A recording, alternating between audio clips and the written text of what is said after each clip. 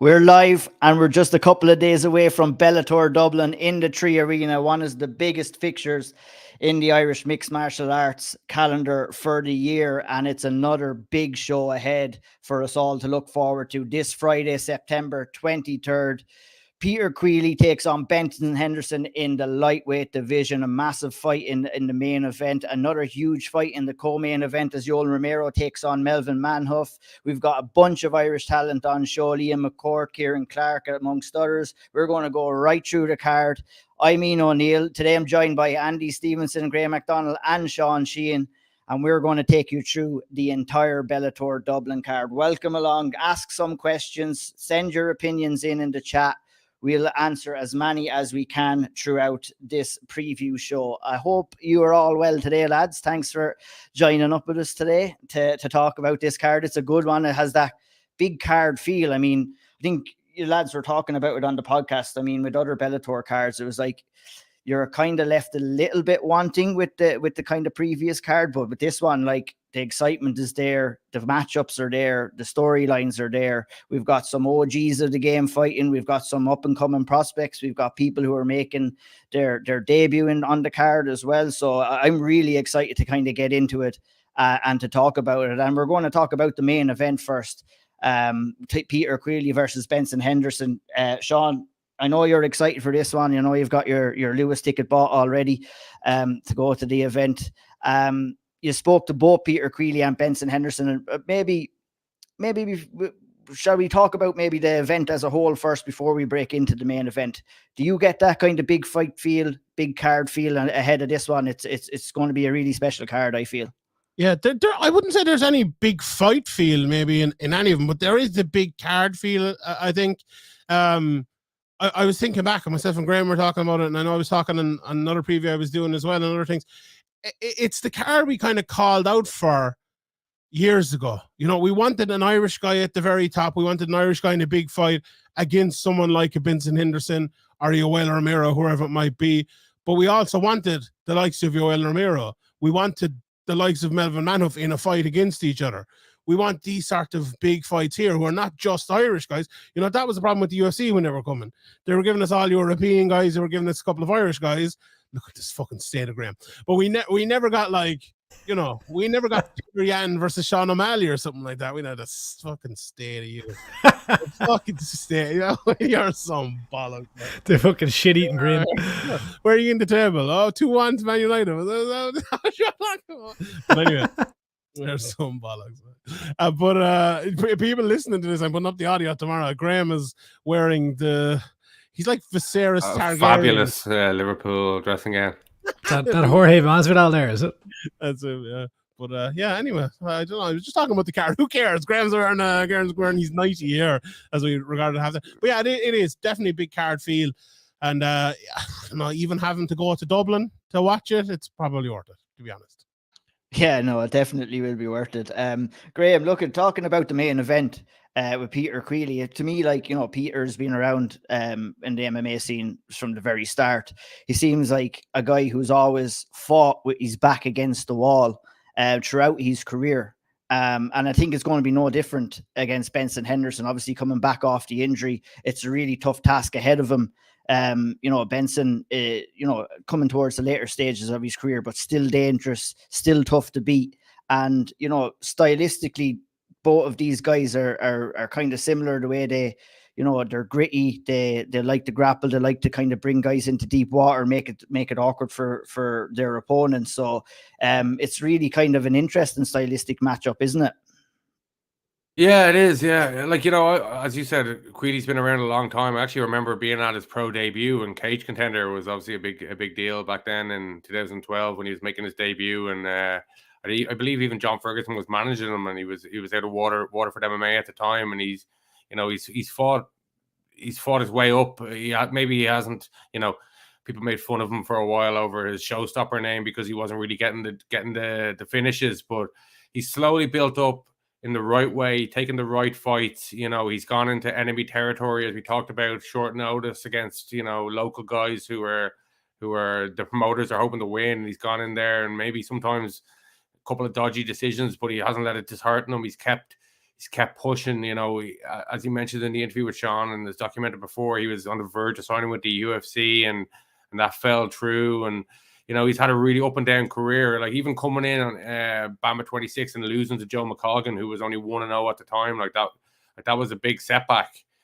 So he's had his ups and downs, and I think it's toughened him as a guy and as a fighter and all around. And his mental game has become much stronger. And obviously going out there and beating Ryan Scope in the fashion that he did, coming from behind, gave him great confidence. And obviously going in there and beating somebody like Patricky Pitbull is going to give you loads of confidence. So I think this Benson Henderson fight, even though he's been in there twice with Pitbull, I think this is the biggest fight of his career, and he's going to have to, he's going to have to fight at the very top of his ability here, and he's going to have to make it dirty, like we were saying in the podcast with Sean during the week. He's going to have to grind. He's going to have to, maybe not make this the most attractive fight to the non-Irish fans, but I'm sure the Irish fans will be loving every second of it if he's edging out the rounds, and I think that's what he's got to do. But Benson Henderson's a very difficult guy to edge rounds out against. We've seen that over the years. Like, he got a UFC title and defended it several times just by edging out rounds, and I know the criteria has changed over the years, and maybe he hasn't had as much success since the change of criteria in terms of the scoring. But he's still a very savvy guy. Maybe he doesn't quite want it the same as way Quilly wants it, but that's not always everything as well. But having the Irish crowd behind him is definitely going to help Quilly. Like, he seems to really enjoy that, and obviously his walk-in song really gets the crowd going and all that. I think he's got to play up all that, get the crowd really foaming at the mouth, give the crowd things to cheer about, even little things, even pushing up against the cage and making it difficult. The crowd will get behind you, and you just want to frustrate Benson Henderson out there, and that's what he's got to do. I think that's the only way he's going to win. Like, he could go out there and land a punch. It's MMA, anything can happen, but realistically, his game plan has to be, in my opinion, to go out there and drag Benson deep. And just, as I said in the podcast earlier in the week, you just got to, how much do you really want this Benson? And because that's how he's going to win this fight, in my opinion. Yeah, no, well said. I would have to agree with a lot that you said. Andy, looking from the outside in on this fight yourself, do you feel along the lines the same as Graham, as in, we're going to have to expect Quilly to be coming in here 100% and fighting to 100% of his ability as well, in order for him to kind of get the win? For me, it's a fight one way or another. I feel that it's probably going to go to a decision. That's my feeling right now. Obviously, like Graham said, anything can happen in there from both sides. But, the crowd is something that Quilly can feed off of. I don't think it's going to affect a guy of Benson Henderson's kind of stature, the way, he's been in big fights before. He's seen it all in his career. Overall, how do you see the fight kind of going down? Yeah, I agree that he really needs to throw everything at Benson Henderson here. But I don't think that, I think that Benson Henderson's first contract with Bellator, he kind of just, he put on a dud, really. But apparently what he's saying now, it's MMA retirements and all that. He's saying these are his last 4 fights. So if they actually are, which is unlikely, maybe he'll have a renewed energy coming in here. But I just think that he's so dangerous with his knees and his kicks, and he grows into fights. Like the narrative that Quilly was kind of saying going into the last Patricky fight was that how he's the one who grows as it goes 5 rounds, but Benson Henderson's that guy as well, so it'll be tough. Like Quilly kind of always comes in with that, like, the high guard and protecting himself, and it was, as he said to Sean, like, he kind of rushed it a little bit. Like, I think after that eye poke in the second Patricky fight, he really seemed to want to kind of push the pace and left himself exposed, and that's a very, very dangerous thing to do against Benson Henderson. So he kind of has to be perfect for 25 minutes to win this. I think Benson Henderson has more tools to win this fight than Quilly does, though I don't think it's out of the realms of possibility that Quilly can win, but it's a tough fight and a tough ask for him, really. But I think he kind of needs, like, he had that great moment in the Scope fight where the comeback win, but all the talk around Quilly these days has been the walkout, and I feel like for himself, he probably wants to have that moment where he, finally gets over that hump, where he's gone from fighting in the back arse of nowhere in Russia, with nobody really, like, no spotlight on him, to now being, the guy that Bellator are pushing, and for good reason, to be fair to him. So I think he'll want that kind of, that not crowning moment, because it's not for a title, but a huge career moment for him with a win over Benson Henderson. What you both alluded there, lads. What do you think of the crowd, though? Because I feel like it's a thing that and the walkout song, it almost works against Quilly at times. I don't know. It feels like, and he said this before. I asked him about it before, and he goes, one of these fights, he was saying he was kind of taken away, taken aback by it a little bit, and it maybe was a bit too much. And maybe he's more used to it now. Maybe it's a thing that won't play into his mind as much.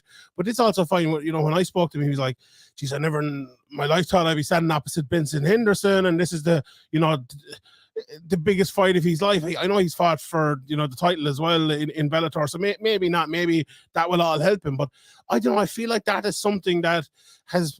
I don't think it's helped Quilly as much as it's actually hindered him, and maybe it hindered his opponents as well. But I'm not sure if it's an actual thing. Maybe we talk more about the fight. What do you think about that? Like, because the pressure of that as well. Like, some people talk about fighting, and I know he's not from Dublin, but he's home country. Some people talk about the pressure, and when you're in the main event, people looking for tickets and all your family and everything there. It feels like there's 10,000 people in his family there. That's a great thing to have, but also it's a tough thing to have at the same time.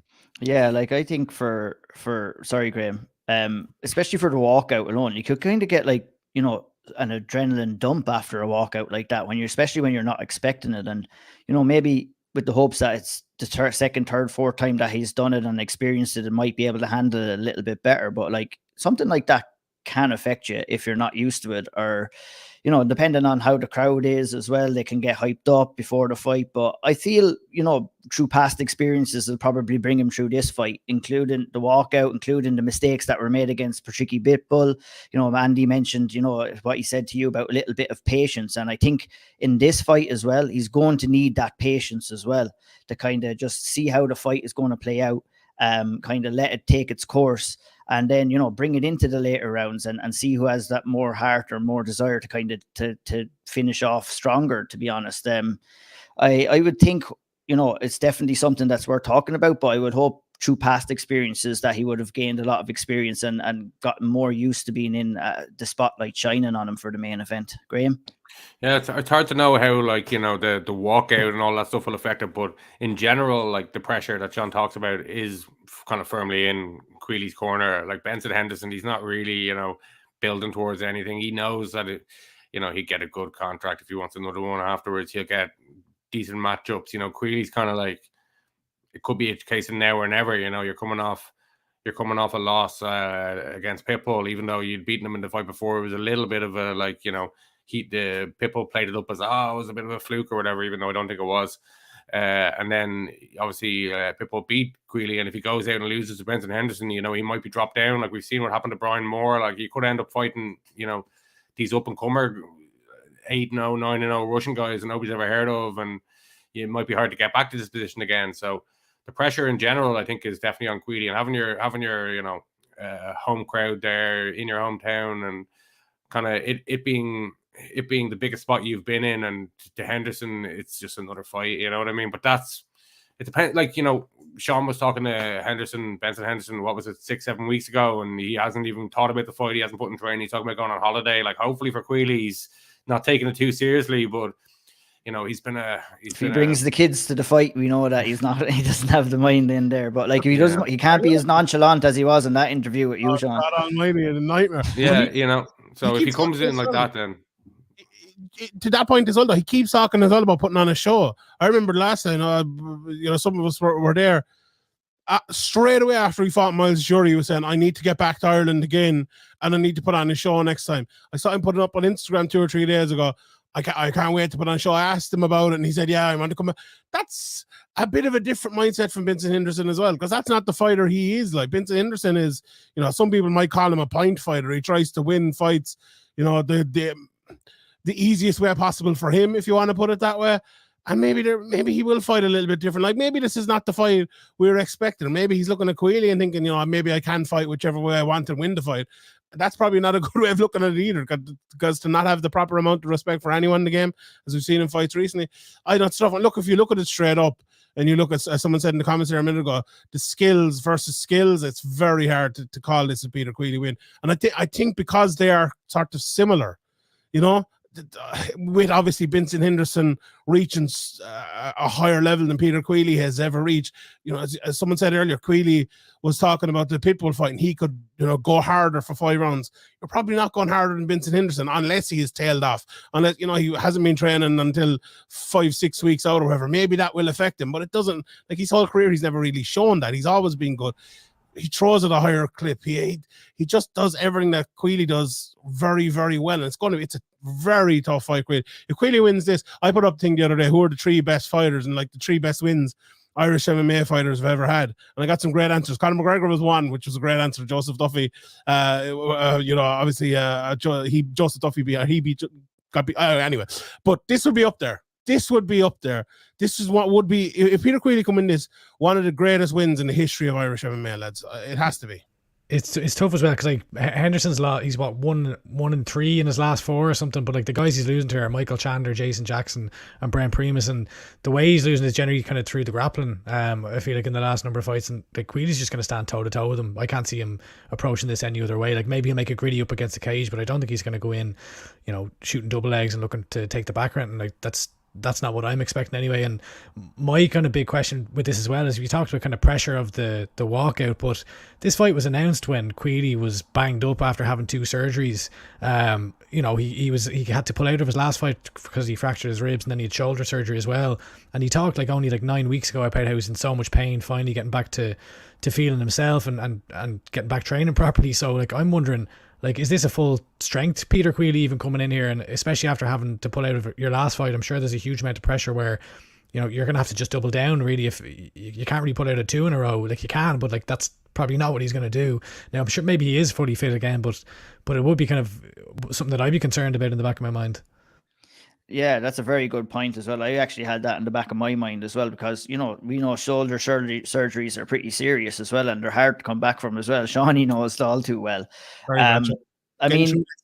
Looking at the facts, Benson Henderson hasn't had a finish since 2016, and that ended up being a leg injury that Patricio Pitbull picked up in that fight. Before that, it was a rear naked choke against Brandon Tatch in 2015. So, that's why I feel the fight is probably going to go all 5 rounds. And I feel, if Peter Quilly kind of plays it safe, doesn't take too much chances, brings it into deep water, it kind of becomes a battle of heart and determination, who wants to win it more, to be honest. And I think that's what makes it an interesting fight. But, I'm kind of along the same lines as you guys as well, in thinking that, it's going to be a very tough task. All things considered, injury, comeback, main event, but just skills versus skills, it's just going to be very tough for Peter Quilly here, and it would be a tremendous win if he was to get it done there in the main event, which moves us on to the co-main event. A really interesting fight, Yoel Romero versus Melvin Manhuff, 2 crazy guys going at it in the co-main event. Talks of Melvin Manhuff's last appearance as a mixed martial artist. We'll wait and see it with that. We'd always have to take those comments with a pinch of salt. But, I'm super excited that Yoel Romero is going to be competing in Ireland in front of that crazy audience. He showed in his last fight, he wanted to be a bit of a showman, playing up to the crowd. He's going to get plenty of opportunities to do that in this fight as well, with the mad Irish crowd as well. This fight could be, typically Yoel Romero super boring or super exciting, depending on what Yoel Romero turns up on the night. Melvin Manhuff, obviously very aggressive fighter and always will be.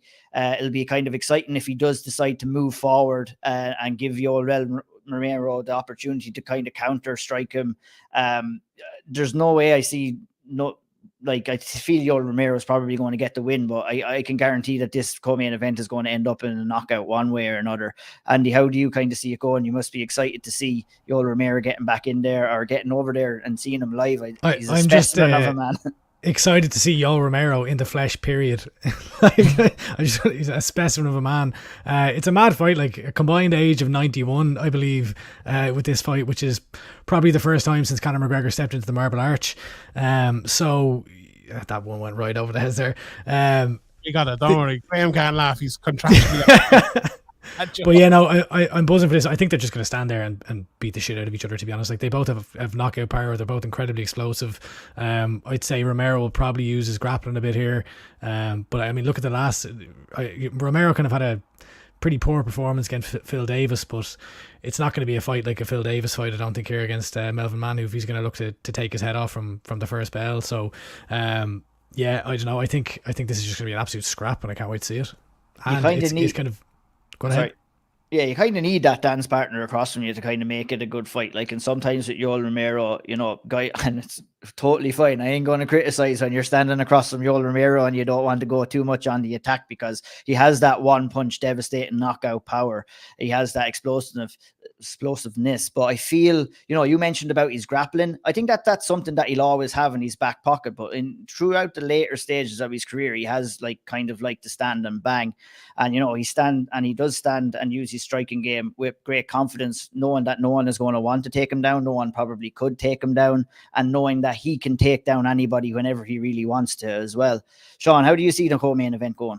I actually think it's going to be a lot better of a fight than kind of people are making out. I know when this was announced, people were like, oh, geez, they're throwing Manhuff in there to get knocked out by Yoel Romero. And let's be honest, he probably will.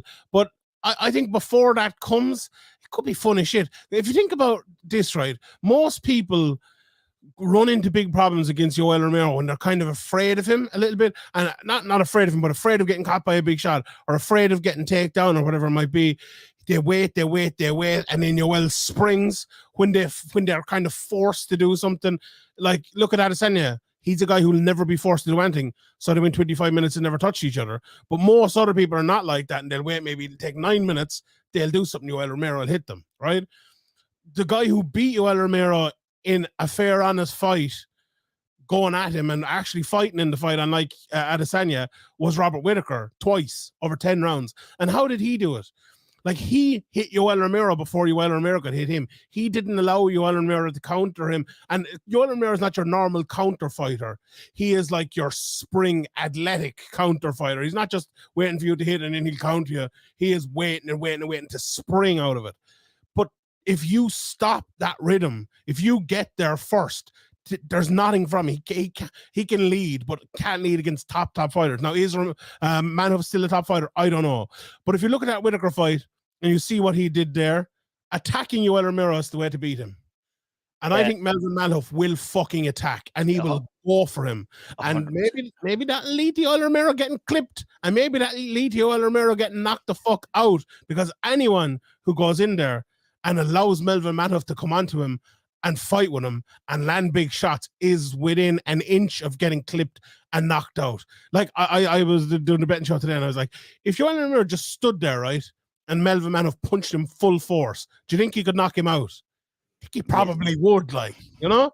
That could fucking happen, because Yoel Romero literally stands there and fights, does nothing, and lets lads hit him with the hope that he can counter him. Melvin Manhuff will hit and hit and hit. He'll probably get countered and knocked out, but God almighty, what if he does land that big shot in Yoel Romero? That's kind of what I'm looking for. And I do think as well with Melvin, the big thing about this, I think he will attack, and I think he will make it fun. And I think if he stands back and he waits for Yoel after a bit of that, that's when Yoel will probably win the fight. When Manhuff maybe gets a bit tired, if he doesn't knock Yoel out, which he probably won't, and then he makes the mistake, launches in, and Yoel's going to counter him and knock him out then. I don't think he can counter the attacks early if there's many of them and if they're put together well, but it's when he gets tired and when he makes mistakes, that's what it's going to be. But I think up until then, it's going to be fun as shit, honestly. Yeah, 100%. Like, I mean, Melvin Manhuff was on his day an absolute savage, Graham. Like, one of the only men to knock out Mark Hunt cold, I believe, in an event over, I think it was Pride or Dynamite or someone like that. So, I mean, look, at speed goes, explosiveness goes, but power doesn't go. And Melvin Manhuff will still carry that power, and Yoel Romero will have to be careful. But I would imagine you're along the same lines as the rest of us. You would still think that Yoel Romero is going to get the job done here. Yeah. The pick is Rafael Romero. Yeah, that Mark Hunt fight was, K1 Dynamite 2008, a long time ago. Melvin Manhuff has been around. He's been knocked out heavily a lot of times. Like, really, like, looks like he's fucking dead. He's been knocked out like that a few times. Maybe this little kind of break that he's taken, over the last few years has kind of rejuvenated his chin a little bit. But when somebody's been that chinny in the past, it's always a concern. But I agree with Sean.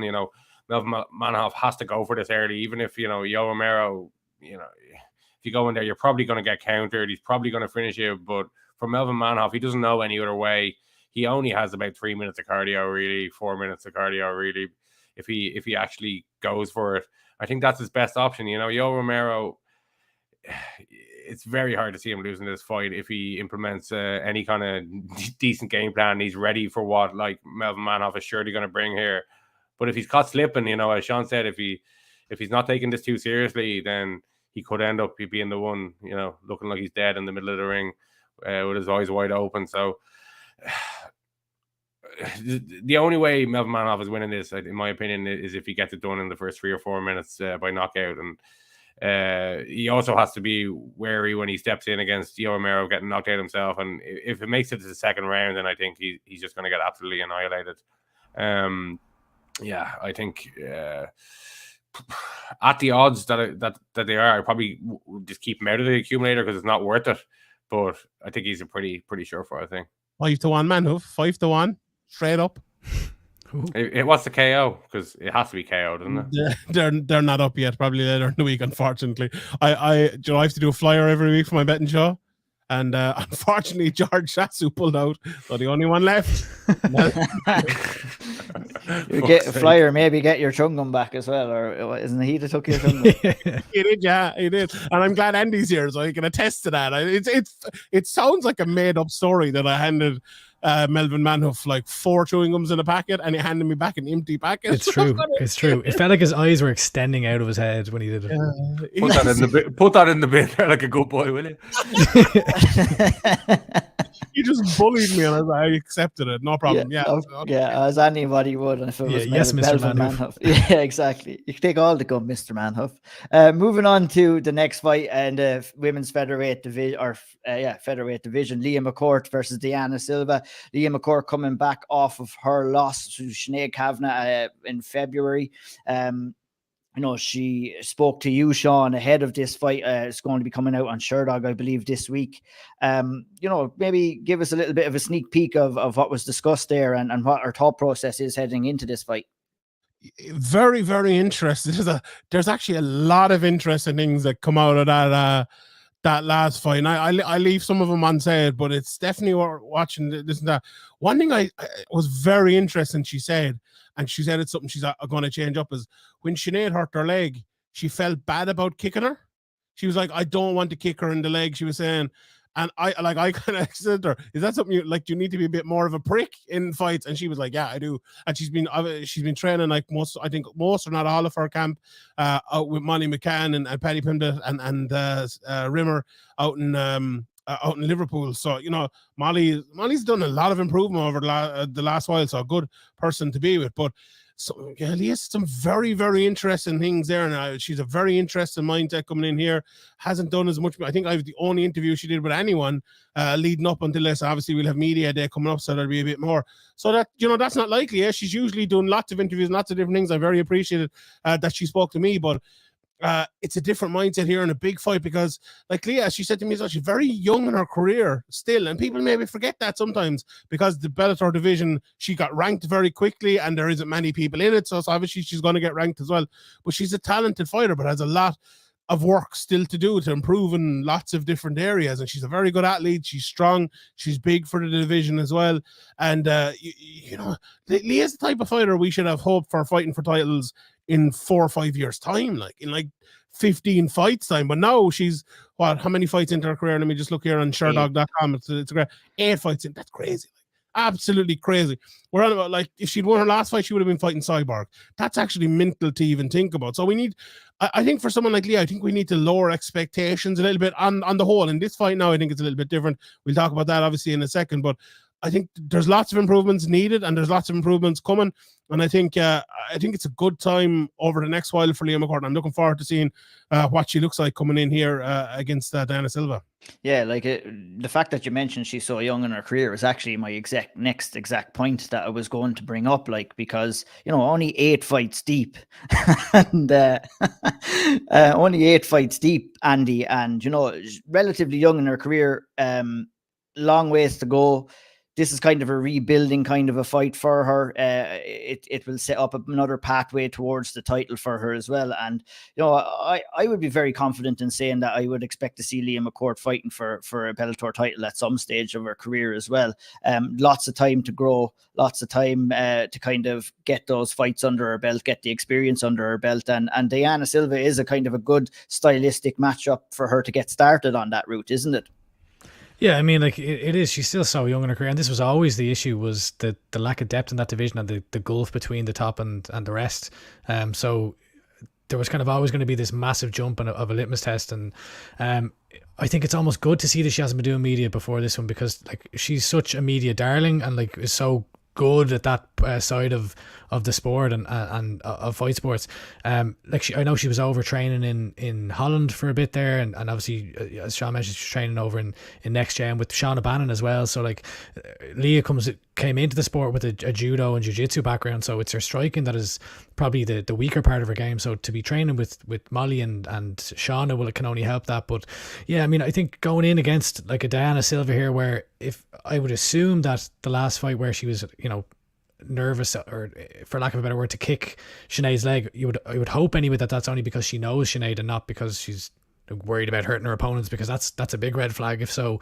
You need that killer instinct. But I'd say, you know, Deanna Silva is probably just another name, another face for her. So you would expect a more ruthless Leah Mccord coming in here, and you know, Deanna Silva's spotty record, I don't think she's near the level of a Sinead Kavanagh. So I think it's a step back and an appropriate step back in competition.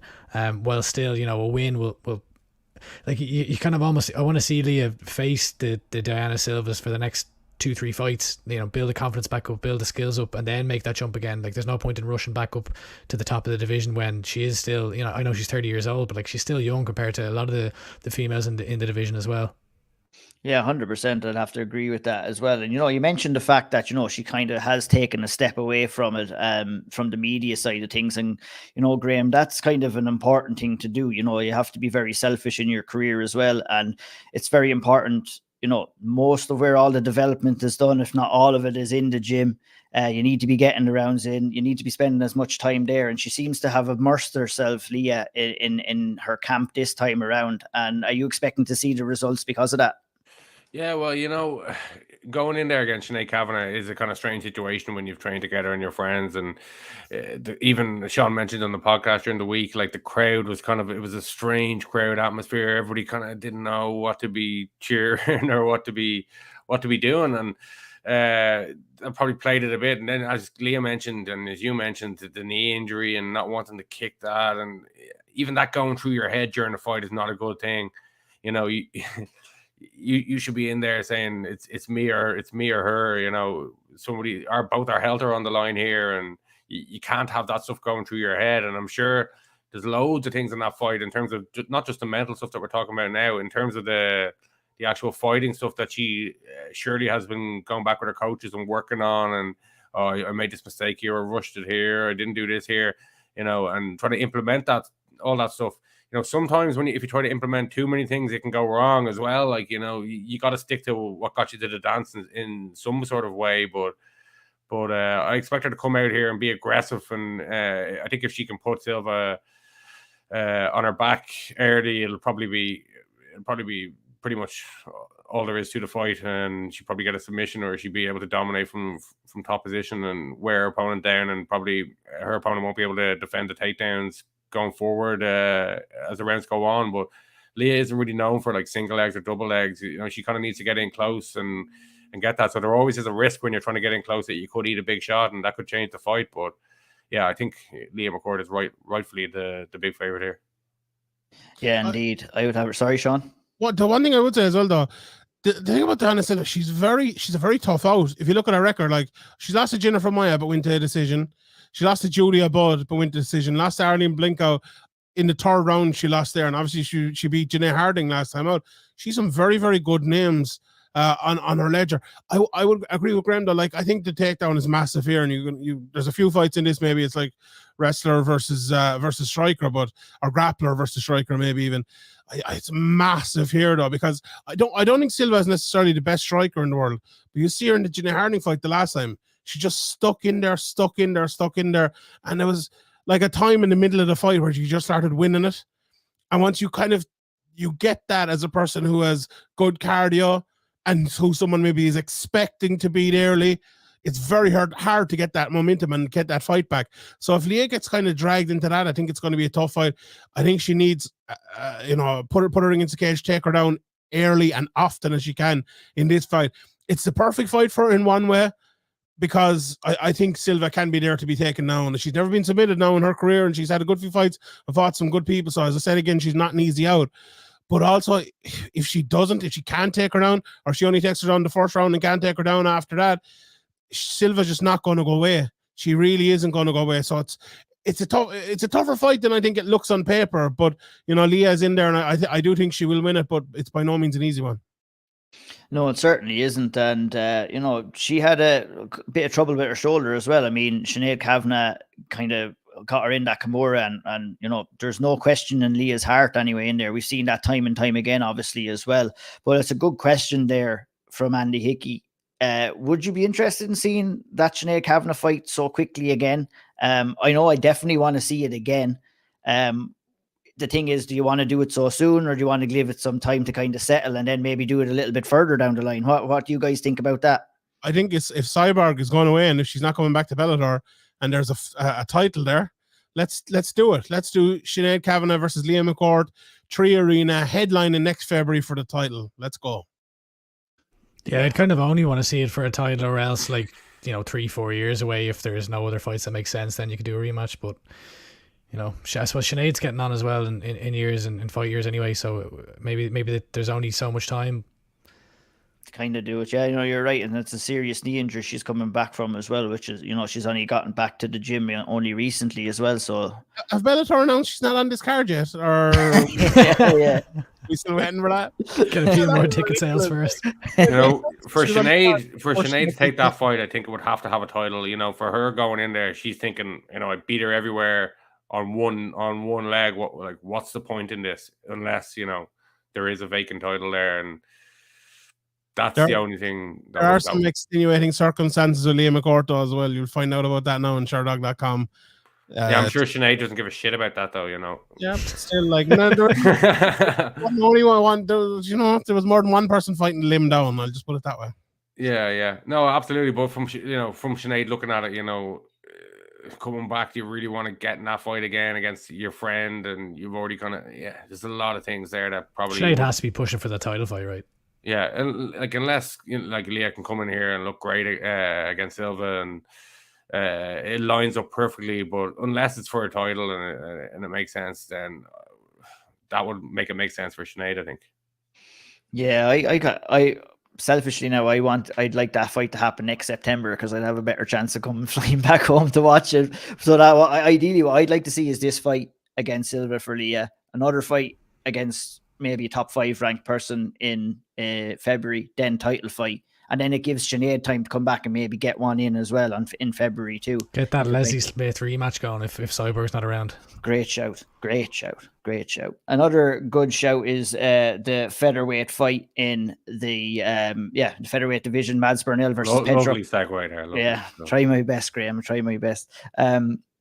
Pedro Carvalia versus Mads Burnell is a fight I'm really looking forward to.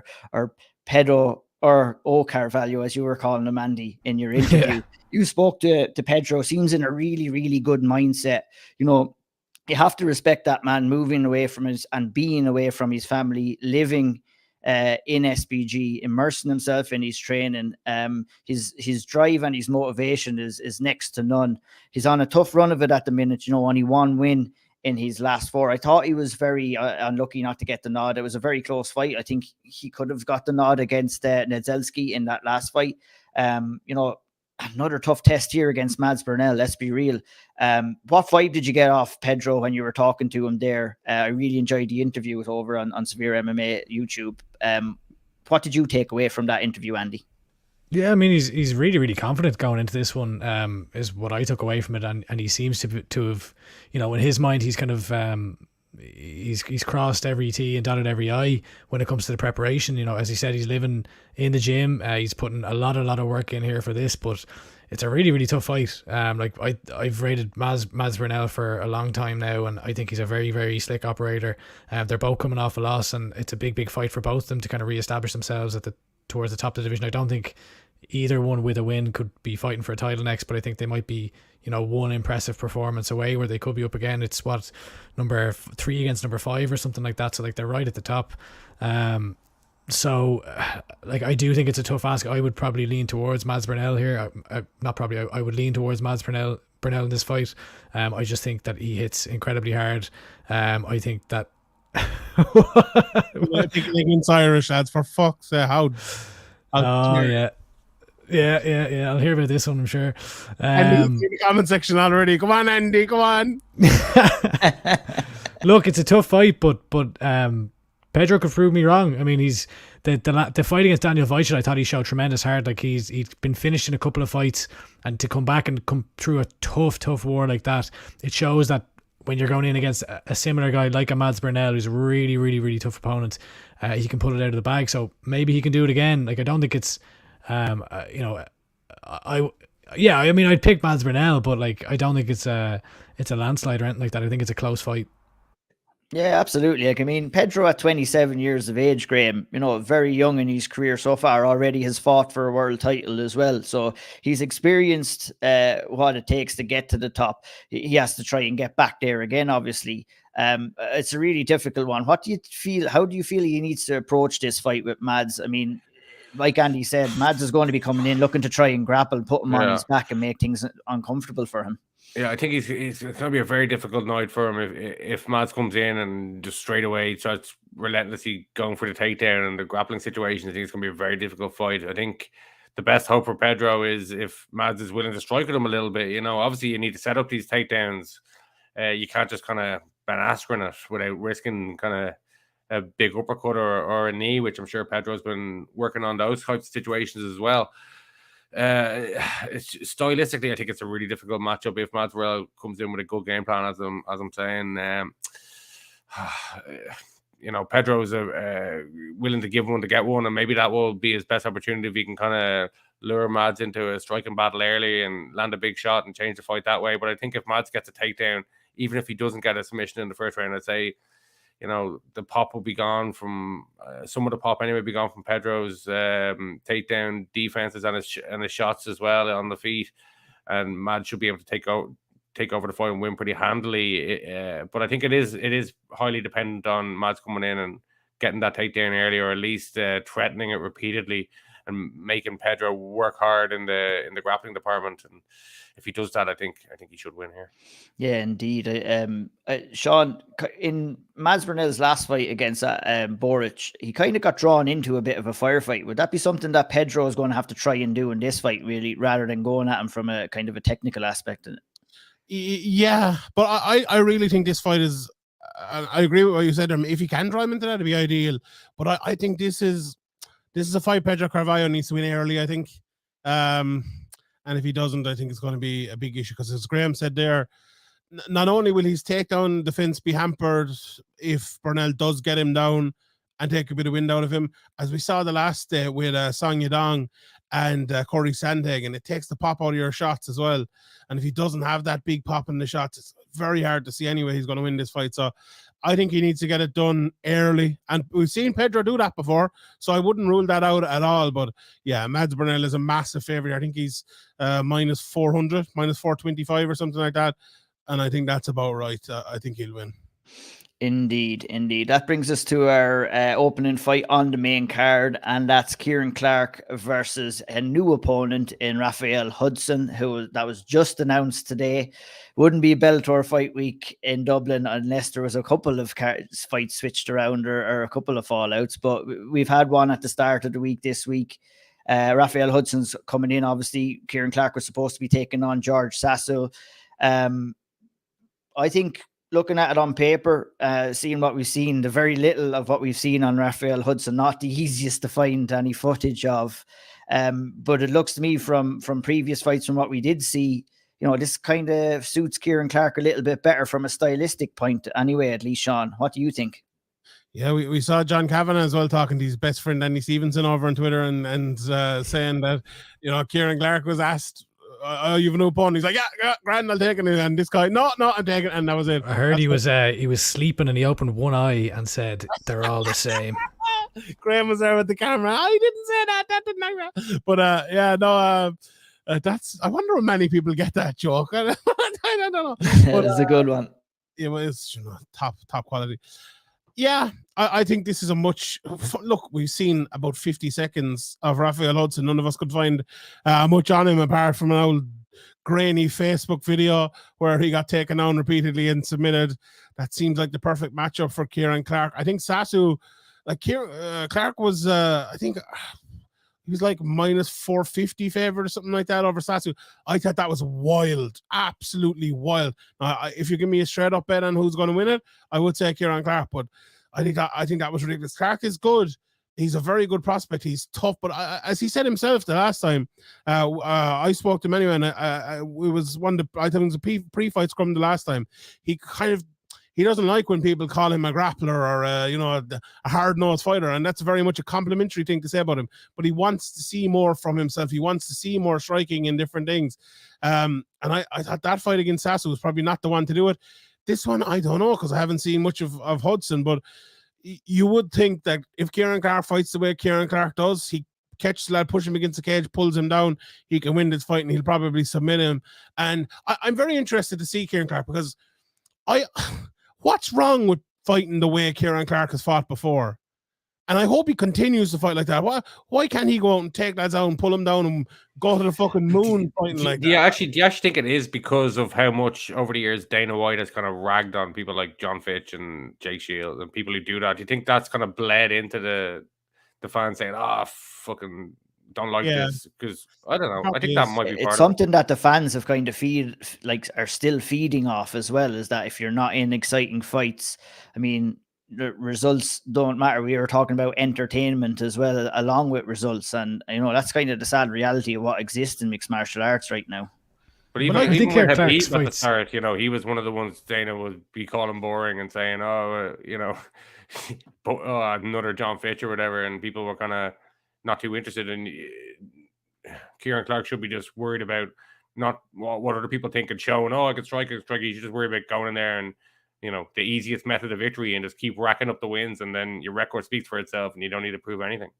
I think in a couple of fights with Kieran as well, I feel that he's given himself a little bit of a kind of a distance gauger in. He's losing the fight, then he has to go back and win the fight. And I feel that as he's moving up the ranks, he's going to have to try and get out of his game. He's going to have to try to start a lot better than he has in previous fights. And obviously he finishes strong. He's come back from behind in a couple of fights now, but I feel against higher level competition, and I'm not quite sure Rafael Hudson is the guy. That's what makes the George Sasso fight a little bit interesting, because I don't know if he did start slow, would he be able to kind of get back? And I think against higher level competition, starting slow, they're not going to give you the ability to get back into the fight, and it could be over before you know it. And I feel, that's what I'm excited to see in his progression. Obviously, he wants to do the same as well, and it'll be interesting to see how that progresses. What do you guys think about that? Agreed. Go on, Andy, you go first, I'll go second. No, yeah, my biggest worry with Kieran, and I actually think that it makes his fights more exciting, as you were saying, Ian, is he gets hit a lot. He has that kind of walk forward, very pressure heavy, relentless pace that he puts on people, doesn't give his opponents a second to breathe. But at the same time, he has taken a lot of damage, especially in the Jordan Barton fight's the one that springs to mind, where he took a lot of damage those first few rounds, but then he has this amazing moment where he comes back to win it in the third with a choke and on the cage, and those that was an incredibly exciting fight because of the circumstances. But he does want to show his striking, but I think that he needs to, that's one of the things that I worry about with Kieran is the damage that he takes in fights. And it's all well and good taking against lower level fighters, but as you said, Ian, when you progress, then there are lads that could clip you and put you out with some of those shots. And I'll give you the positive side of that, because you're 100% right what you said, but also he's 5-0, and you look at Lee Hammond in his last fight, he's still on, 3-0, 4-0, still unbeaten, but he got clipped with that, wasn't it, illegal knee or whatever it was, but he came through adversity to still win the fight.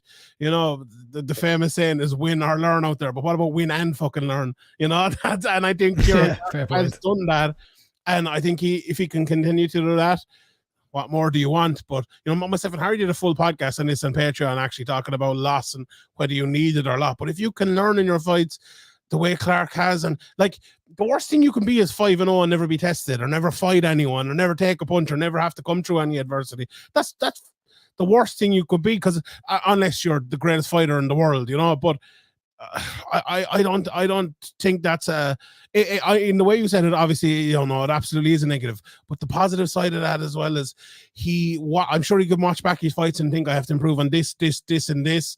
And that's a good thing to see after you, after you win. Look at Liverpool; they've been winning lately. And I think he has the right mindset as well. Like, where he's literally just taken any and all comers.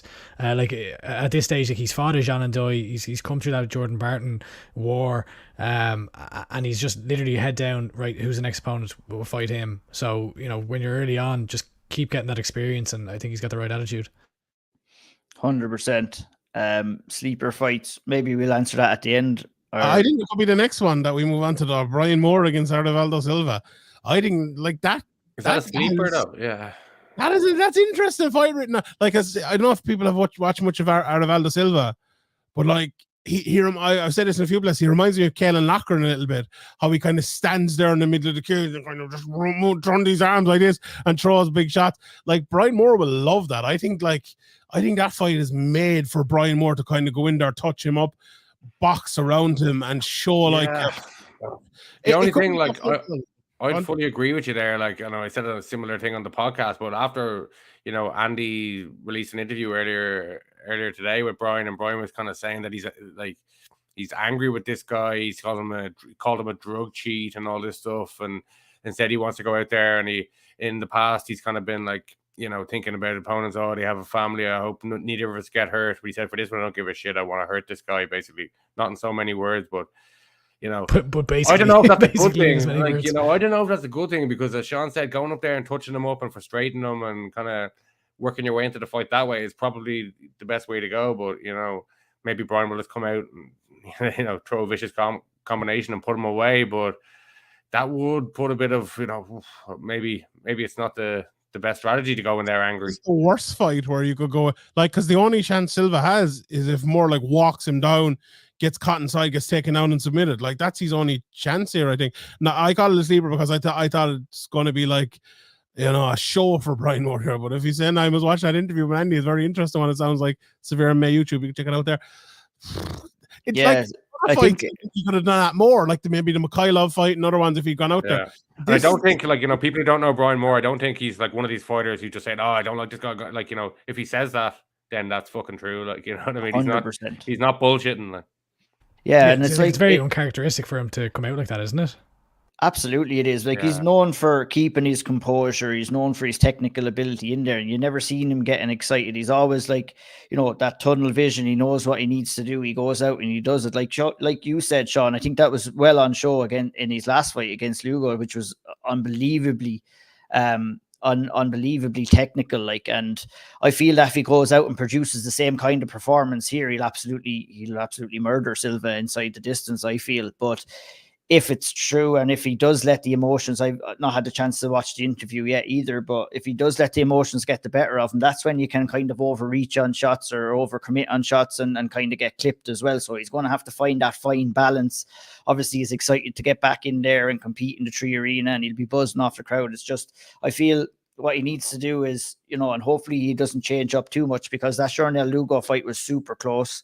And I feel that Silva isn't anywhere near the fighter that Lugo is, and if he goes in and just performs like Brian Moore can perform, I think he wins this fight relatively easy. That's it. Well, any other thoughts? We'll move on to another. I think this is my sleeper fight. Andy? No, what I was just gonna say, I don't think it's coming out here with like a reckless emotion. To be honest, I think the fact that Brian Moore kind of went through the mental struggles that he went through over in Russia, and then he's been in therapy, you know, and he's kind of talked openly about that for the last year. I think it's more he's very sure of himself, and he's kind of addressing parts that were missing where he wasn't able to kind of flip that kill switch in the last number of fights. And I think that it's more of a case where he you know, he's working with professionals to get into the mindset where he needs to be. Like he was talking about how I think we'll probably see him getting slapped in the face before he goes into the cage here, because he's talked about, you know, where in certain fights he's kind of almost needed to get hit to get going. So a new thing now is to get smacked across the face, basically, Brad Pickett style, before walking into the cage. So I don't know. I can see why going in here emotional or with intent to hurt someone could be a bad thing, but I'm hoping anyway that it's a controlled emotion. I just come up to me and press raw, and I'll just slap the shit out of it. I'd never want to fight, but I'd love to slap the shit out of a fella, like if he wanted it before it got no repercussions. Boom, boom, boom. What the fuck is going on here? Let's do it, Brian. Just give me a call, and no problem, I'll do it. Hilarious. I think my sleeper fight, talking about sleeper fights on the card, is the return of Carl Moore, because I'm really excited to see him going in there against Carl at Brexton. A really, really tough fight to come back from a long layoff on number one. I feel with Albrechtsen, he'll know what he's going to want to do here. He's going to want to close the distance, get the clinch, stick Carl up against the cage, take him down. He loves putting guys on their back, making them feel uncomfortable, making their life miserable down there, and then ultimately either finding a way by TKO or submission. I feel that obviously Carl Moore's advantages, I think, for me, would lay on in the striking here. I think that he's the quicker striker. He's the sharper striker. I think Albrechtsen is a good striker, but he's not as fluid as Carl Moore on the feet. He carries good power. Albrechtsen has a good chin as well. But I think the sharper, quicker striker is Carl Moore. I think that Carl Moore's shot selection is always very good, never wasted too much. And, it's an interesting fight. If you're Carl, you're looking at Albrechtsen here, and the fact that he does get tired in fights. The fights that I've seen him fight in, he always kind of slows down a little bit. So it's, if Carl can keep his back off the cage, and if he can keep his back off the mat, I think, he might give himself a bit of a chance coming into the second and third round and kind of getting some advantages. You're blowing your cheeks out, Sean. You're not quite sure. You think this is a tough one for Carl? I think it's a very tough one, yeah. Look, Albrechtsen is very good on the ground and getting top of you. He fought some Yuri Prochazka and others as well. That unknown Valentin Moldavsky as well. That unknown Russian. But no, yeah, some lad with a decent record. I think he's Russian or something. I think he's might be. I think he had it. He might have fought in Bellator once or twice. Yeah, I think. But I think he's going to be trouble on the feet as well, if I'm being honest. Like Carl was a great prospect, a top prospect, but you can't look past the fact he's only fought, once or twice in the last 3 or 4 years. It's very hard, especially at the higher weight classes as well. They move along. I think if you look at it and you break it down like that, the higher weight classes have moved along so much in the last few years. It's going to be very, very tough. It's going to be very, very tough here. I think the speed is going to be an issue on the feet. Carl has fought obviously up at heavyweight as well. But if he can, I'd love to see the size, Carl. I'm looking forward to seeing him at media day now. And I wonder how much of a weight cut he's making, because if he is big and strong and Albrechtsen can take him down, I'm wondering if Carl maybe can take him down and get on top of him, because we've seen him doing that a couple of times as well in fights. He's a bit of Andrew McGahan jiu-jitsu and things there as well. He's he's some good training partners. Will Flory's obviously training against him, a similar type of body shape, I suppose. It would be a good lad to have with you fighting, preparing for a fight against Albrechtsen. I just don't know. I think it's going to be very, very tough. If Carl Moore comes out there, right, and he looks like a guy, sometimes we see guys and they go away like Brian Ortega, and we don't see him in a year, and he comes back and he looks amazing. If Carl Moore looks like that, he has the physical ability, he has the athleticism, he has the technical ability as well, if it can grow. But it's just very hard to see that, and especially against someone as good as Albrechtsen.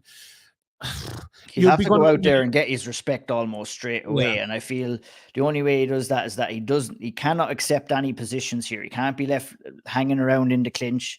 He's going to have to punish Albrechtsen every time he tries to clinch, hit him with knees, uppercuts, make it dirty in the clinch, punish him for any time that he's trying to take him down, make him doubt and wanting to do that.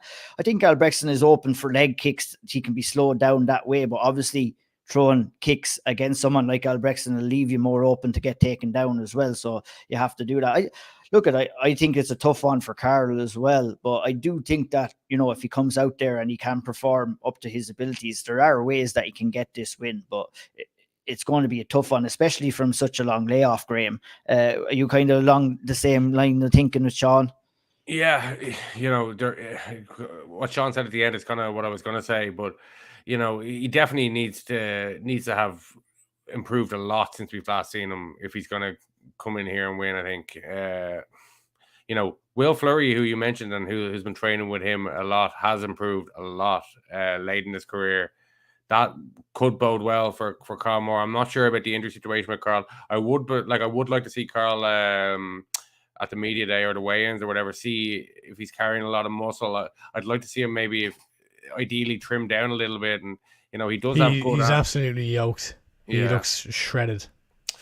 Like, you know, how long can you go carrying that much weight? And if the fight's not all going your way, but you know, Carl does have big power. He's shown hands in the past, but as both you guys have already mentioned, this is a very, very difficult matchup to come back after, you know, so long out. And even before that, he wasn't fighting regularly, really, and I don't know if he was improving that much or noticeably in between fights, even when he was fighting semi-regularly. So I think it's probably unlikely that he has made enough strides to go in there and, you know, win this fight convincingly. But, you know, when you're a big fucking guy like Carl Moore, all it does take is one big punch to change his fight. And he is a very good offensive grappler as well. Like, you know, Paul Craig is obviously a really good grappler, and he went in there. I think he was his fourth or fifth fight of his pro career, Carl Moore, and he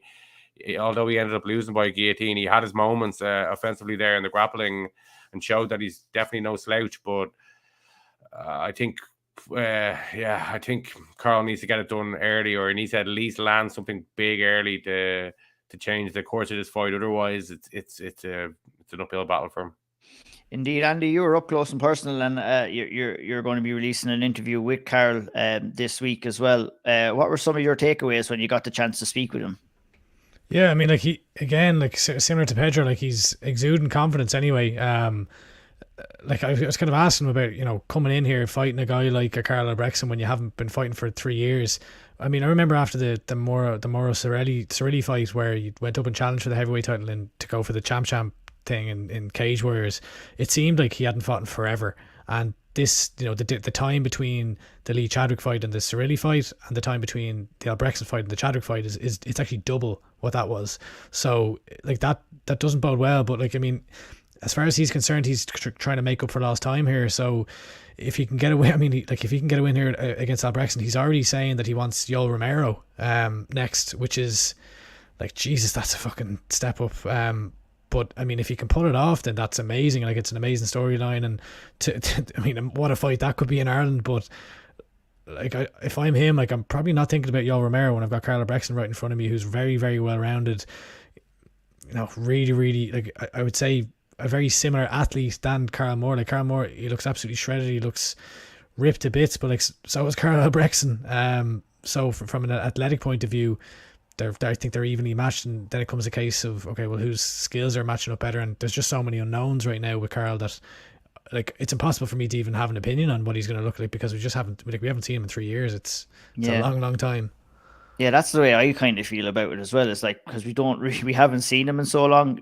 The question is, we don't know how well he has developed, how good he's going to look coming into this one, and it's a real tough one. You know, this is not really a science or anything, but like, usually if a guy had made huge strides in between his last fight, and the buzz around the gym, people be talking about it, saying, "Oh, make sure you keep an eye. You know, this guy's really developed," and haven't really heard that, to be honest. Haven't heard anything. So, yeah, I'm expecting him to come in and look kind of like what we've seen in the past, and if he comes in looking like that, it's going to be a tough night. But yeah, obviously, as I said, it's not an exact science, but usually, like, teammates will kind of hype up teammates if they have made vast improvements since their last kind of professional outing or whatever it is, amateur outing.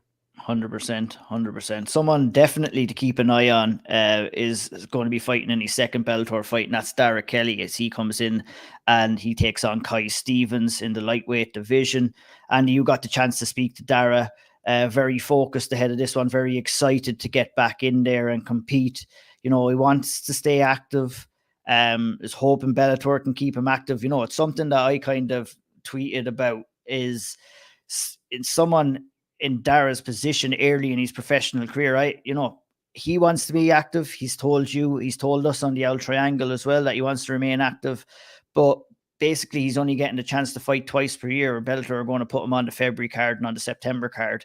I think, I'd like to see Bellator match him more than that, especially early on in his career, rack up those wins. He's definitely chomping at the bit to get in there, and that kind of came across in your interview with him. Yeah, I don't know if he will, voice this on media day or throughout fight week, but to me, he came across very frustrated that he wants to be fighting a lot more frequently. Like when we had him on the L Triangle, he was saying he wants to fight 4 or 5 times this year. And then I remember at the time you asked me like, well, what'd you think about that when we finished the interview? And I kind of just laughed. I was like, well, that's just definitely not happening. Like we all know it's February and September. So like he kind of needs to go in. Like I think he'll go in and I think he'll beat Kai Stevens. I had a look at Stevens. Like he looks okay. I thought he made a massive jump from his second last fight to his last one, but he kind of just throws a lot of spinning kicks and he looks very green, where it's kind of like he's learned all these new techniques and now wants to show them off, but he just leaves himself wide open to either getting sparked or else taken down. And I think Dara will probably just take him down and submit him within relatively quickly, if I'm honest. But yeah, like I think Dara kind of probably needs to start screaming and yelling, and like there's probably no chance of him getting on that Milan card that's a month later. At this point it's probably matched up, but like if I'm him, I'm screaming to get on a card like that. And he's not the only one. Like I know Kieran Clark wants to fight more frequently as well, and he talked about wanting to fight abroad. So like for Dara specifically, when you're 1-0, like you need to be fighting more frequently than this. And like in his amateur career, he had injuries where he was out for a number 18 months or something like that, and it's really, really vital for him to get that experience in here now. And like 3 years could go by and you've had 6 fights if you're lucky. It's not a lot. No, I feel the same too. How do you feel about that, Graham? Would you like to see Bellator giving these guys a little bit more opportunity to get in there and compete, especially early in their career? In a way, yes, but 2 fights a year, ideally probably you'd have another one, but it gives you time to not be in camp, not be cutting weight, to actually go work on your skills and things like that. I don't think it's the worst thing. You probably would like another fight to make it 3 fights, but 5 fights a year, do you really have time with camps and weight cuts and all that stuff to really work on your game and make actual improvements? You probably do a little bit, but yeah, I think 5 fights is a bit too much. If the opportunity arises, you go in there, you get in there, you don't get touched, you knock the guy out, and the spot opens up a couple of weeks later or the next week or whatever, it makes more sense. But to be constantly jumping in and out of camps, it's probably not as beneficial to your improvement at a kind of vital stage of your career as well. So I can kind of see it both ways, but 3, 2 probably isn't enough. It probably would be 3 would be ideal, but maybe they can make that happen if they make enough noise, or if they call it the right fighter, or are on weight at the right time to be a replacement. I think that was the key point you made there about like if you're going in and getting a quick win, because like that's been the case. Like Dara Kelly's last one was like 2 minutes or something like that. Like if he goes in here again, it's another 2-minute fight. Then there's a big difference between that or Kieran Clark coming through a war and then maybe fighting 6 months later. That's fair enough. Yeah, 100%. How do you feel about all that, Sean? Yeah, that's just the latest thing people are fucking giving out about, like, really, isn't it? Like, remember at the time, it was, Bellator are not moving guys anywhere, they're not going anywhere, they're not, getting fights in America. And next thing, James Galler is getting big fights in main events. He's going living in America. Kiefer to fight in America. Peter Quilly's getting title shots. He's fighting a minute. It's just the thing people give out about, like, Bellator have actually been pretty good at giving people releases. They've released Danny McCormack to fight. They've released Will Fleury to fight a couple of times and things like that. Ask them. Go in and go mad at Bellator. Go, I want to release. If you want to fight so much, say, I want to release. I want to fight one fight release, and I want to go and I want to fight elsewhere and come back and I'll fight in February and September again. Plague them, and they'll probably do it. I think lads should be fighting more. It's people get very taken away with these things as well. It's like, I remember I was talking to someone after an Ian Gary fight, the fight he had down in Cork. I wonder if he's, a teammate or a fan or something. And they were like, he's going to fight, 5 times in the next year, and he's going to do this. And I was like, he's not going to fight 5 times in the next year. If you 20 fighters, up and comers who are like 3-0, 4-0, 5-0, one of them will fight 5 times in a year. Because it's very hard, as Graham said. You pick up an injury, you pick up a hamstring, you break a small finger, you're out of the gym for a few weeks, you're putting on weight, you have to cut back down. It's Even very, your opponent falls out, and Yeah. MMA, like, come on. yeah. They're getting bigger. Look, these lads signed for Bellator. They signed for the big money. They could have gone to Cage Warriors, and Cage Warriors have happily given 5 fights a year. Why didn't they do that if they want all these fights in a year? They're with Bellator. They signed there. Stop fucking cribbing. Sean, in fairness, you've been pretty consistent on the no shitting on Bellator narrative for the last few years. So I love Bellator. I never say a bad word about him. Oh, indeed. Kenny Makahana is going in there to make his Bellator debut in the featherweight division against Alex Bodner. Andy, you also had the chance to speak to Kenny ahead of this one. He spoke to you about, watching a couple of previous Bellator shows up in the stands, and now he's in there. He's taken center stage against Alex. Very exciting prospect is Kenny. Are you excited to see him get in there and make his debut? And do you see this as a big opportunity to kind of, create a bit of buzz around his name, a bit more buzz around his name? Yeah, definitely. Obviously, the younger brother of Franz Malambo, 3 finishes in his first 3 fights. I think he probably will go in and put a statement performance on here.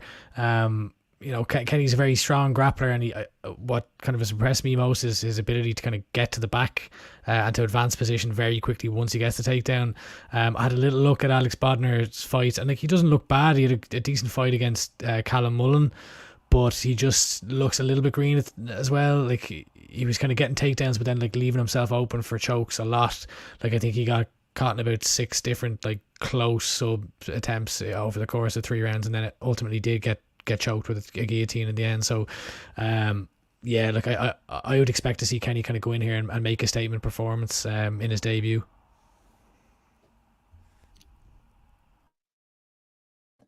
Oh, I think you're muted. Shit. Sorry, button didn't work. Yeah, I kind of expect the same, to be honest, from Kenny. I mean, going back to what we were talking about with Peter Quilly, this will be his first time experiencing that 3 arena crowd. That's something that he's going to have to adjust to and adapt to on the night as well. But I think the expectations are Kenny should go in there, look to put on a good performance and try to get Alex Bodner out there. Can you see that happening, Graham? Yeah, I can see it happening. It's always hard to know with these guys who are kind of untested, and I think it's an appropriate step up, but it's no easy fight for Kenny. Coming in there, as you mentioned, it's first time in a big crowd and big atmosphere and all that. And although his opponent isn't that much more experienced, he's been around as well, a little bit longer, and he, maybe he hasn't fought at a show the size and the with the crowd pressure or the crowd noise that's going to be there and all that as well. Maybe it'll affect him as well. So early on in these guys' careers, we haven't really seen, maybe with Kenny we've seen him kind of go in there and struggle against wrestlers at amateur.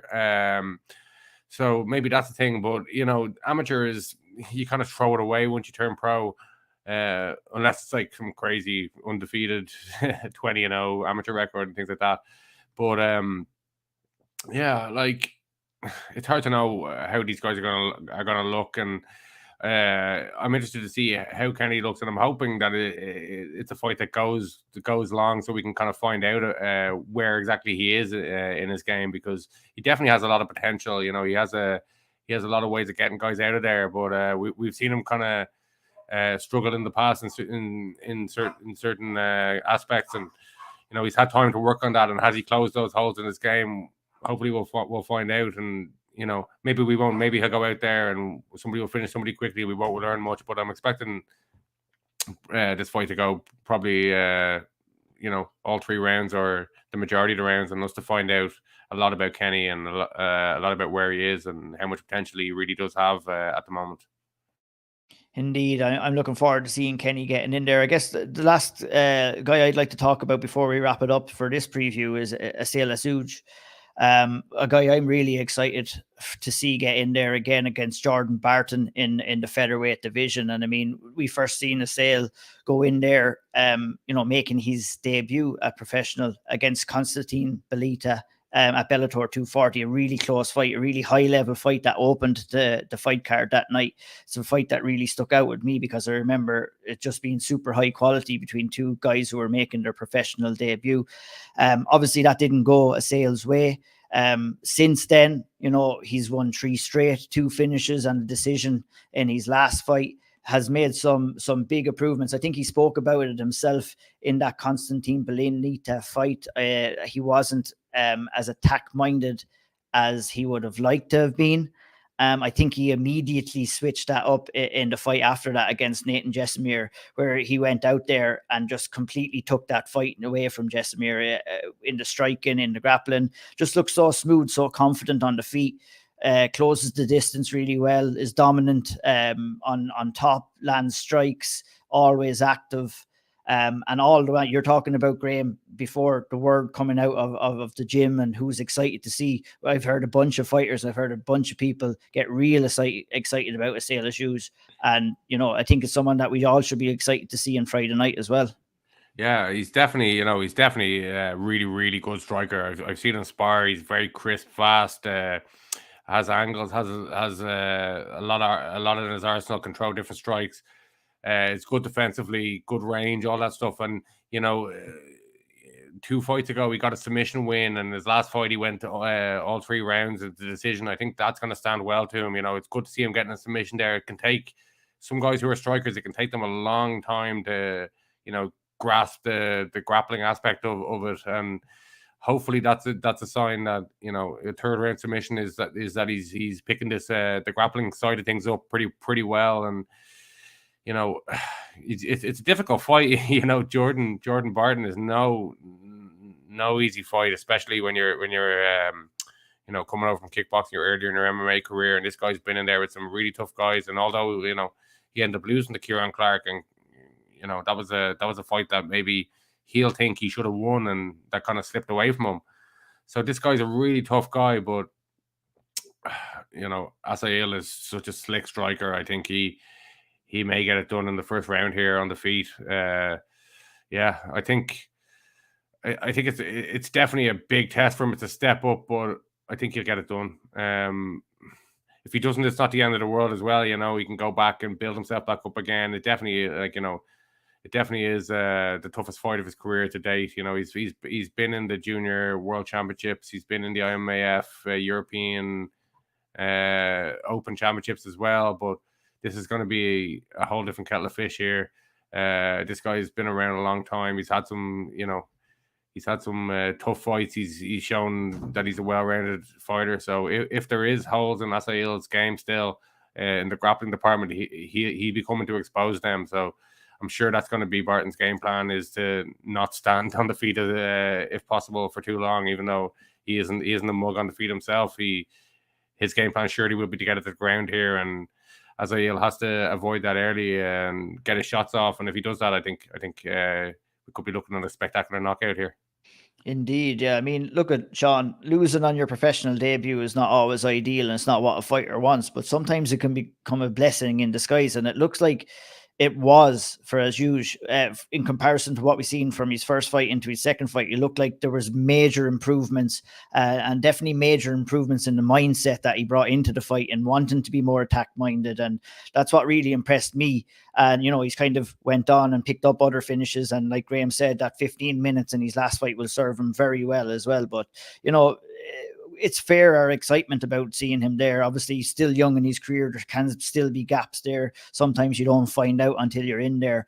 But definitely a guy that I feel we're going to be talking about time and time again. Obviously, fighting out of France, but training out of SBG for the last while as well. So we'll claim anybody that we can in Ireland. All they have to do is be training a couple of sessions in one of the gyms over here, and we'll it's like the rugby. It's like the rugby. You've been here 2 or 3 years. 2 or 3 weeks. Yeah.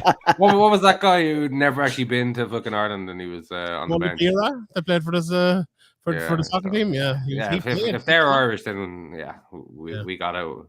But I know in the interview I did with Peter Quilly, I asked him, Jim Ariel asked Brian Stan about if you could name one guy worldwide who you think is going to be like the next star. Who do you think? And he named Chimaev. So I was like, ask Quilly, one guy in the gym or any you've seen around who you think will be the next big thing. And the guy he named was Asela Hughes. He's like, of all the young lads coming through, and he said Conor McCarthy as well as an amateur, but he said Asela Hughes is the guy. He's like, I'm glad I'm going to be retired by the time he is fighting up to, you know, the main event level. So that got me excited enough as well, because I watched that fight as well. And I remember, you know, you turn up for the first fight at night and you're thinking, oh, there's two good young up and coming lads coming. I remember sitting there and I was taken aback by how good that fight was. It's a pity, but I don't know, lads, you probably know better than me, but Constantine Blanita, we haven't seen him since. What's the crack with him? Jesus, I'd love to see him again. But, you know, that's, I suppose, a separate point. But Estelle is very good. You see the lads up in the wall behind me, you know, the type of fighter I like. And he's the type of fighter I like. And very, very light on his feet on the outside, throws lovely kicks, lovely jab coming inside. You could see like, a guy like that, he has all the skills on the feet. If he can just put the in-between bits, the grappling and all together, he'd be dead for a lot of guys, especially at this level. If he can keep away from, you know, lads grappling him, and as a couple of you were saying there, he has a bit of grappling himself now as well. That's a good thing. Sky's the limit, you know, and I'm really, really looking forward to seeing him here. And I didn't get a chance to say about Dara Kelly earlier, but he's another guy I'm really excited about. You know, another guy you look at and you see the physique of him, just absolutely fucking unbelievable. And it's great to see not only the top guys like Quilly and all of them, but to see the likes of Dara Kelly and Estelle and the others as well, and Kenny Mokahana coming through as well. Yeah, indeed. Andy, any final thoughts on Estelle Hughes? No, not really. I think you guys have kind of summed it up nicely. I think just the fact that he's only 23 as well is very impressive. And I saw that he got his blue belt in jiu-jitsu there not too long ago, probably only a couple of months ago. So he clearly is taken to the grappling. And yeah, like Sean was saying, like it was a couple of years ago, I think it was like Estelle Hughes and Elias Boulaid were I think they were kind of arrived to SPG around the same time. And you're watching them fight the first few fights, and they're just like, the speed of their striking was insane. So yeah, very excited to see him compete again. Indeed. Before we wrap it up, Sean, I'll send it over to you. Andy Mccord asks, you know, Benson Henderson, will this fight, he will only have fought one more time in the UFC than Bellator, and he'll likely fight more, obviously, after signing the 4-fight contract. He asks, what do you think his Bellator legacy is? I would say forgettable, probably, would be his Bellator legacy. Like the Mamedov fight the last time. Can you remember how that went? Kind of. The Bryn Primus fight. I remember Jason Jackson fight because I'm a big Jason Jackson fight. The Michael Chandler fight, he got knocked out early in it. Jury fight, one of the most boring fights I've ever seen. Did they get booed in the jury fight? Yeah, it wasn't great. They got a big year coming in. His last fight was arguably, he could have lost that. There was a lot of controversy around that split decision as well. Can you think, who do you think has worked out of the Bellator's ex-UFC kind of big signings? Who has actually worked out? Ryan Bader. Yeah, Corey Anderson. Has not really worked out that well for them, though. Really, became a double champ. Yeah, Guard is done well as well. Yeah, yeah. But in terms of what they're paying them and what they're actually doing to the bottom line. And here's another one as well. Who is the last well-paid guy that Bellator signed from UFC? Rory. I don't know. Corey Anderson, and it's not working out too bad for Corey Anderson if he beats Nemkov and wins the title. The point I'm, it's working out well for him. Absolutely, I mentioned him a second. But what's that, like 2 years ago now? It feels like Bellator, they're doing less events. They're you know, they have 2 events in Ireland. You know, I talked about 2 events in Ireland. We're lucky to have 2 events in Ireland. The way things are going, I don't know. Bellator, I don't know. The sign's great, lads. I don't know. The sign's great. I don't know. Just the fact that live sport is such a good market for selling stuff, and live sport on TV. I think Bellator, you know, they're in a pretty strong position. They need another deal, though. Like that DAZN deal went away, and that was a load of money. And people laughed at me at the time. Oh yeah, the DAZN deal, you're overplaying that. The DAZN went away, and look how many fighters went away. Look how many events went away. Where's all the money gone? It's like that DAZN deal was a big thing. Yeah, but even with Amazon Prime and all these like Paramount Plus and, you know, all these ones popping up every time I turn on my Sky apps, there's another like, you know, Netflix, Amazon Prime competitor or whatever. So surely Bellator can get like a deal, like, you know what I mean? They do. It'd be great for the fighters. I think Bellator do a great thing. I'm not hoping for their demise or anything, far from it. I would love Amazon or someone to come in and get them, but like the signs haven't been great. What do you think in the comment section, though, lads? Will Florian there saying Carl Moore has improved an awful lot, and he shouted for Luca Palat as well. What do you think of Luca Palat? Luca Palat coming out. I think he was Eagle FC welterweight champion. Has been spending a lot of time working on SPG the last while, so I don't know a whole lot about Luca. I know he fought on that Centurion card, but I think his opponent wasn't really up to much. I think there was a massive discrepancy between their skill levels, so it'd be good to see him in there with a more adequate opponent this time. Yeah, definitely will be in there with a better opponent. I'm looking forward to seeing him getting in there. Like, he went in there, got an anaconda choke in 22 seconds against Pesic at Centurion. Not Pesic didn't have the best record. Luca went in there, did what he needed to do, but it'll definitely be a sterner test coming in here. Yeah, and like, to be against fair, Dante. he's fought lads, I think, with like 35 fights and something like this in Eagle FCs or Of course, that's not the same Eagle FC though, is it? That has to be a different Eagle FC. No, it's a different one, I believe. But yeah, like the guy he fought before that was 20-5 as well, so he has been in there with experienced guys. But you know, he's definitely one to look out for as well. Moldovan training out of SBG as well, another guy that we can claim. We're adding to the list as the preview goes on here, which is great. But that kind of really wraps us up for the Bellator Dublin preview. It's going to be a big night on Friday. There you go. Will is in again. We should have asked Will on again, lads. He's helping us out something serious. He said Luca has been living in Ireland the last 4 years, high level wrestling, and has very strange grappling. So that's going to be all on show this Friday at the Tree Arena for Bellator 285, otherwise known as Bellator Dublin. The lads will all be there in person. There'll be coverage of the weigh-ins. There'll be coverage of the media day. Andy and Sean are going to be there. Andy, Sean, and Graham are going to be there in person on the night. Graham's staying in fucking bed on Wednesday, useless fuck. That's it. Well, we won't throw anyone under the bus. Anyway, I wish I wish I was staying in bed. Fucking hell. Yeah, I wish I could be there myself in person, but I'll be there in spirit. I'll be working on the social media side of things for the lads. They'll have all the interviews up. They'll have all the weigh-ins up. Follow SevereMMA on Twitter and at SevereMMA on Graham's handle there. SevereMMA.com on Instagram. Follow all of us for live updates as well. If you bought a Lewis ticket, bring it over to Sean Sheehan. He will sign it for you. Graham isn't doing any pictures this time around, but Sean will sign the Lewis tickets. That's why he said Andy will be there as well. Go over and say hello to the lads in between all their hard work at the event. Another big night ahead for Bellator 285 in the Tree Arena. Stay up to date with SevereMMA, with the show itself. And before you go, smack that barcode in the corner there. That's our SevereMMA Patreon. That's fancy. Hit on that barcode, get it on your phone, sign up, and go over to All Real Nutrition Bars, eatallreal.com. There are good sponsors there that help us out with this stream and a lot of other streams as well. Top corner over Andy's head. That's for SevereMMA Patreon. Sign up there. €5, whatever, €4, $5 a month, whatever it is. It's a bargain. Hit it up. Quality content over there. Thanks everybody for joining us, for the questions, for the comments. Head on over to eatallreal.com, enter the code word SevereMMA, get yourself 15% off those protein bars. The lads salted are legends. Caramel is delicious, or whatever it's called, salted chocolate chip. So they're all delicious. They're all delicious. So they are. eatallreal.com, code word SevereMMA, get you some. Thanks everybody for joining us. We'll talk to you the next time. Enjoy the show if you're going to it. See the lads up there. Good luck.